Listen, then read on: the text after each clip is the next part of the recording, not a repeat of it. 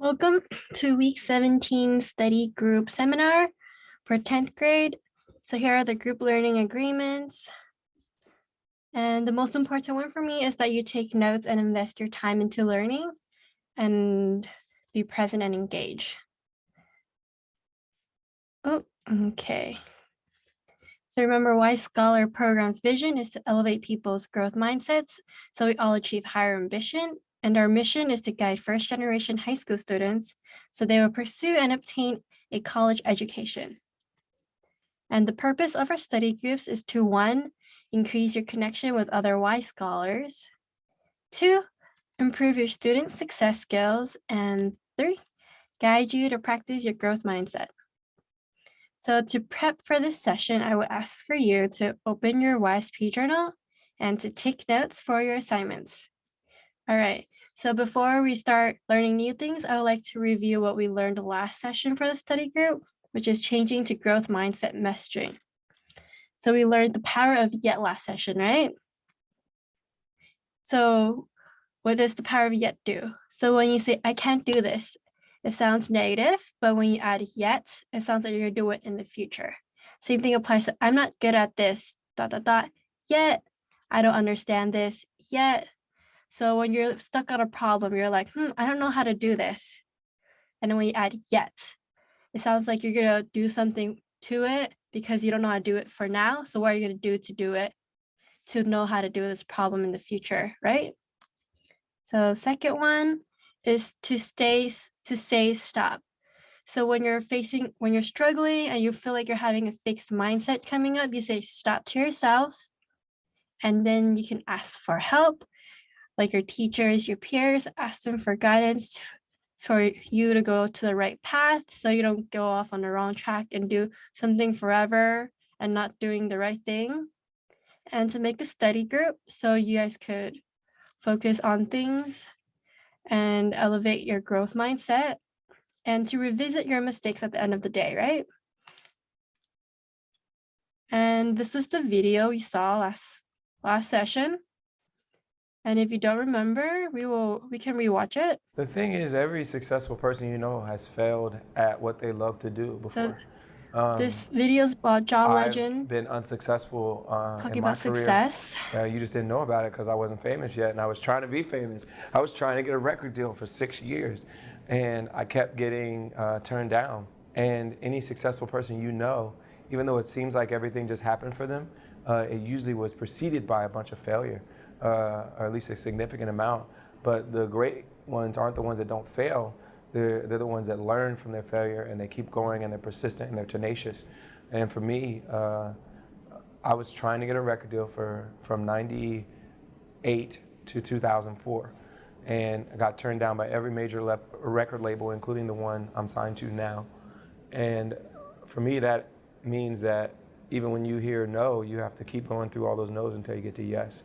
And with learning something new, I think it's the same principle. When I was younger, I didn't really know that you could just get better at things, because I think we're so used to the idea that you're talented at something and it's sort of fixed, you know, the idea that, oh, he's just a good singer, you know. And even with singing, I've gotten better at singing as I've gotten older. I wasn't singing in a way that was sustainable, and I wasn't breathing right. I wasn't doing a bunch of things correctly. I realized that there was a ceiling that I couldn't crack through unless I actually studied and worked under a coach to get better. And this idea that things are just fixed is proven not to be the case.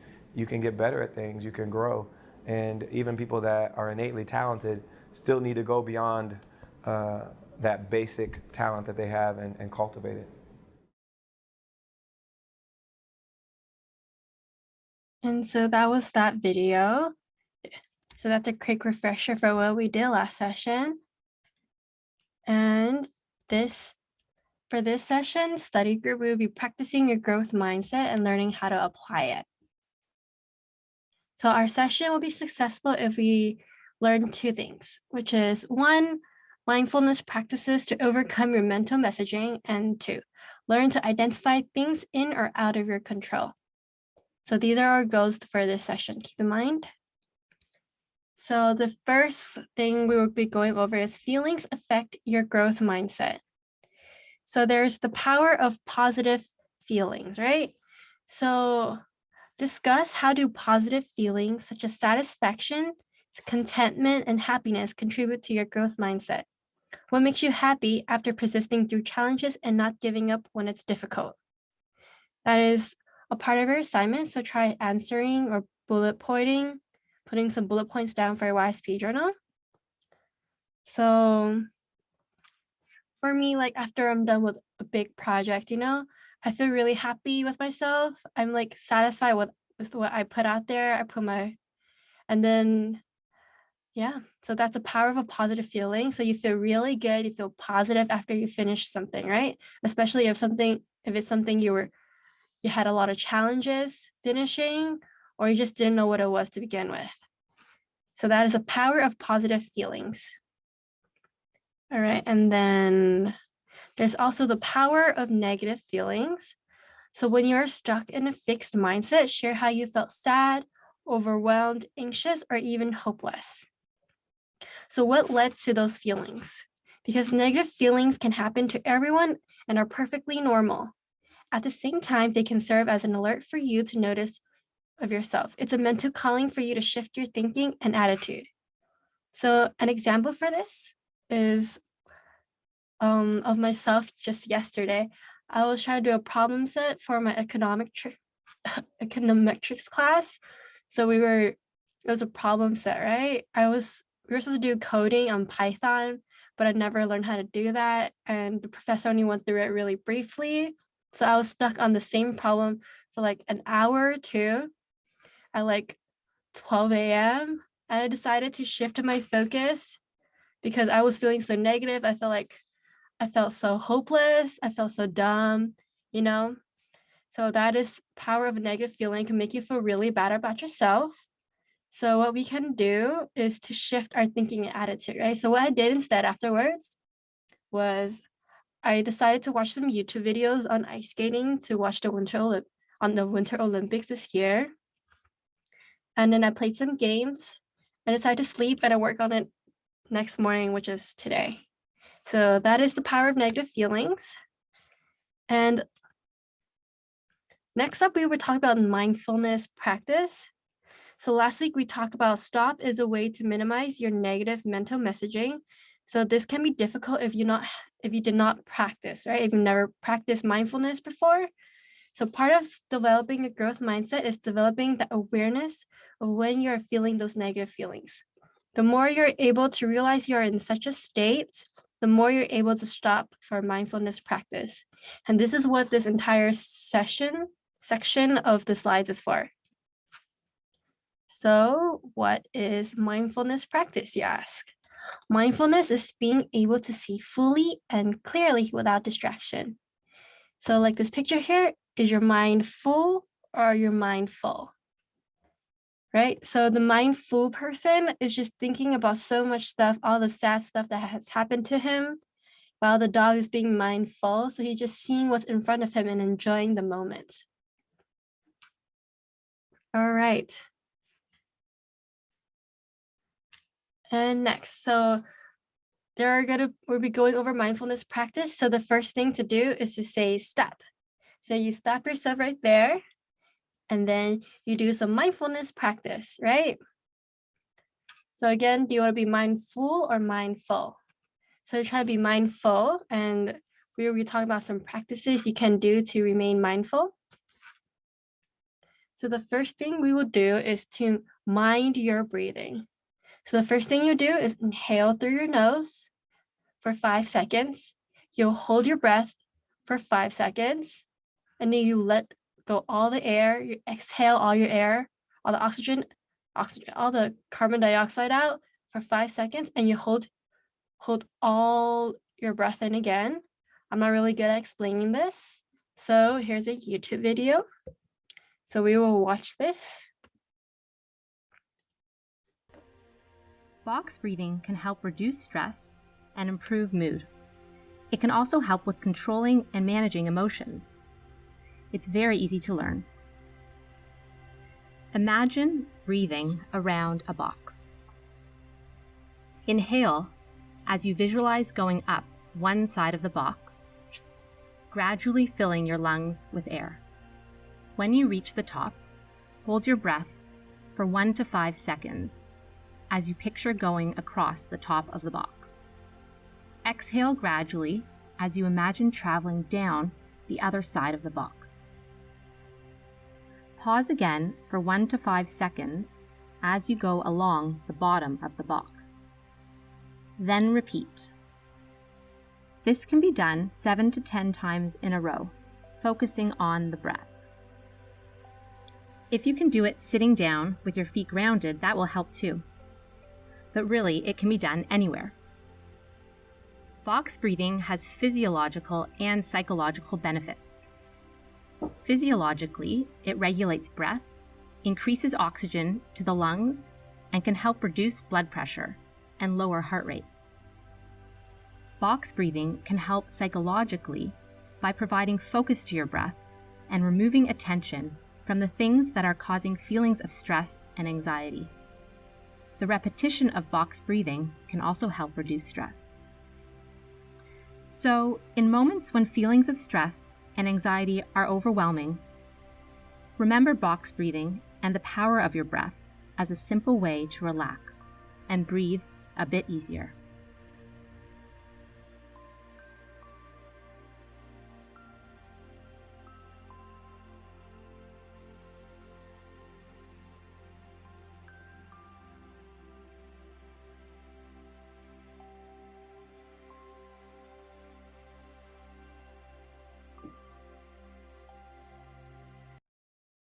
And yes, that is the first mindfulness practice.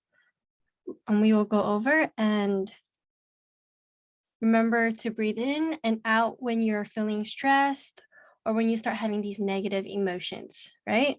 So you stop and practice this. All right. And the next mindfulness practice we will be going through is to mind your body tensions. So let me read this out for you. So you make a fist, right? So lethargic at your desk or concentration slipping at school. So you could try this mindfulness exercise. So 1, you take a deep breath in again, and then you clench your hands into really tight fists like this. You clench your hands into really tight fists, as tight as you can make them. Then you let it go totally as you breathe out, focusing entirely on the sensations in your hands and arms. This will stimulate your muscles and help kickstart your brain into gear again. So this is if you're in school and you just want to do a quick mindfulness session, this is something you can do. But if you're at home and you want to practice this, there are a lot of great YouTube videos that can teach you what you should be doing.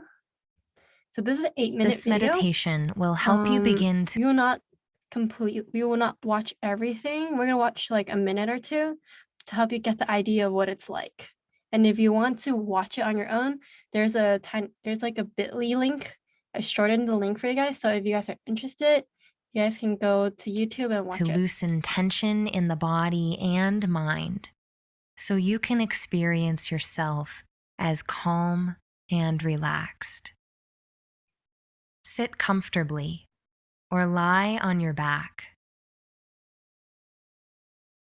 Relax the body and close your eyes. Keep yourself present by listening to my voice and observing your breath.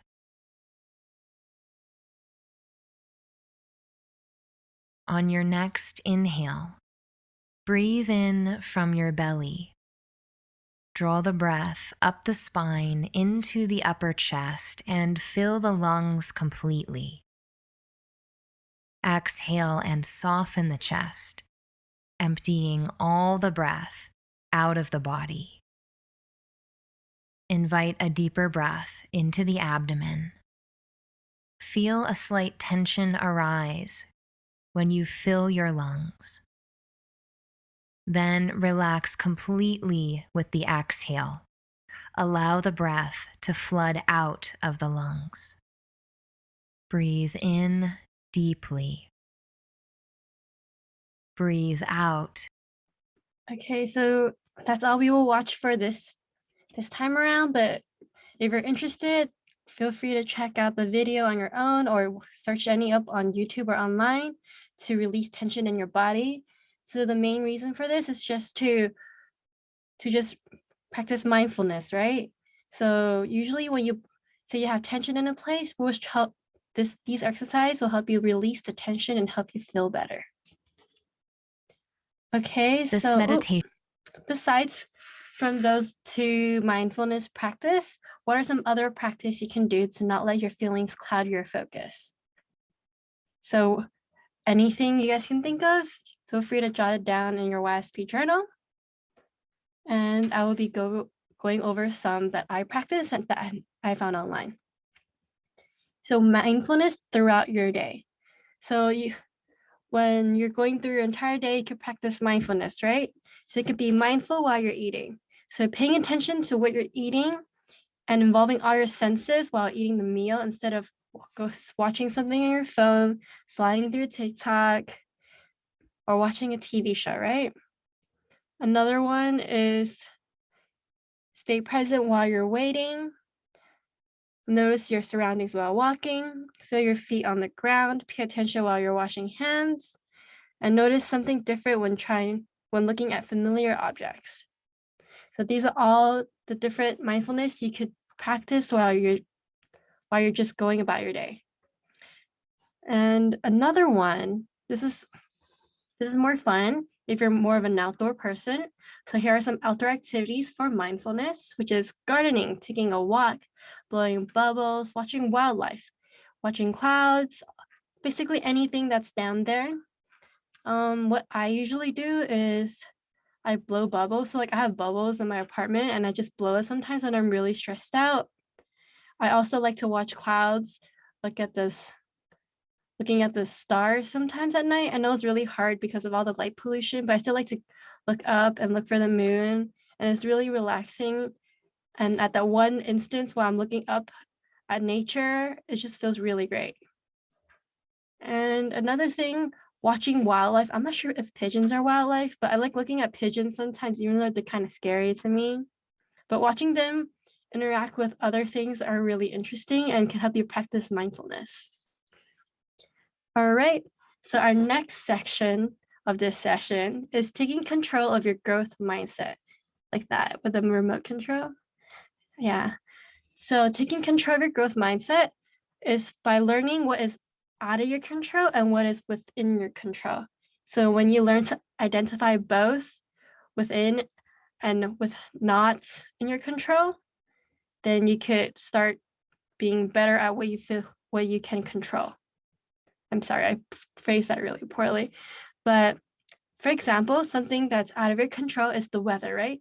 Like if it starts raining, that is completely out of your control, right? But something you can control is bringing an umbrella so that the rain wouldn't affect you, right? Or wouldn't affect you as much. So this is what we're trying to prepare you for and taking control of your growth mindset. All right. So here's the first example. So you're late to your class because your alarm did not go off. So what are some things that you feel like you can control and what are some things that are totally out of your control already? So write some bullet points down in your journal. And now I release the answer. So what's not within your control? Time, right? Your teacher marking you late, your teacher being upset and not being really happy that you're late and missing the beginning of class. So these stuff already happened. You cannot control it.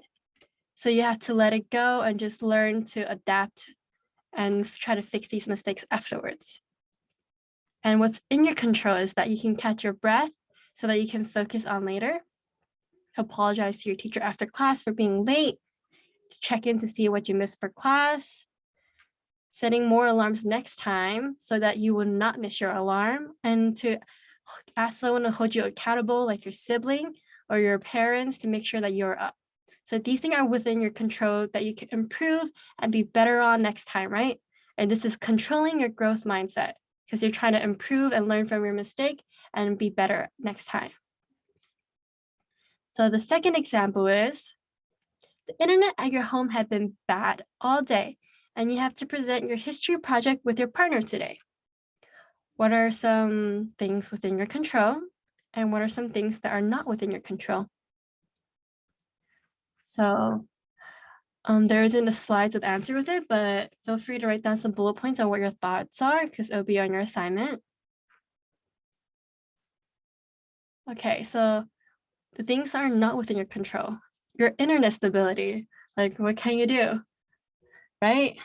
Another thing you cannot control is like what your partner or your teacher's reaction would be to your bad connection to the internet, right? But what is within your control? You could communicate with your teacher beforehand because you already know your internet is bad. You could communicate with your partner about your presentation, right? Let him know that like, oh, my internet connection's really bad. Can you share the slides on Zoom instead of me? Or you tell your teacher like, oh, can we postpone this to another day because my internet connection's really bad? You know, try to communicate your problems, like and that's what we're trying to train you for in the White Scholars Program, right? And the third example is you have been feeling overwhelmed by all the homework you got this week, and your home is very noisy. So what is within your control and not within your control? Put some bullet points down in your journal. It'll be on your assignment. So let's talk about things that are not within your control. So 1, you cannot control how much homework you have. 2, you can't really control your noise level at your house, especially if it's like your siblings. Well, I guess you could control it, and that is something you can within your control, I guess. Okay, we'll say that you can control the noise level, right? You communicate with your parents, with your siblings, with the people coming over. You ask them, can you be slightly more quiet? I'm trying to finish my assignment, right? So that is taking control of your growth mindset. And another thing you can do is you head over to the library and you start working on your homework elsewhere. The third thing you can do is to plan out your homework so you don't do everything and cram everything all at once, because procrastinating can lead to you feeling overwhelmed, right? So these are ways we can learn how to take control of our growth mindset and learning how to be better at it next time. And this is it for today. And that is the assignment right there. Feel free to contact me if you have any questions. And that is it for today. Thank you so much for watching the video. Thank you and bye-bye.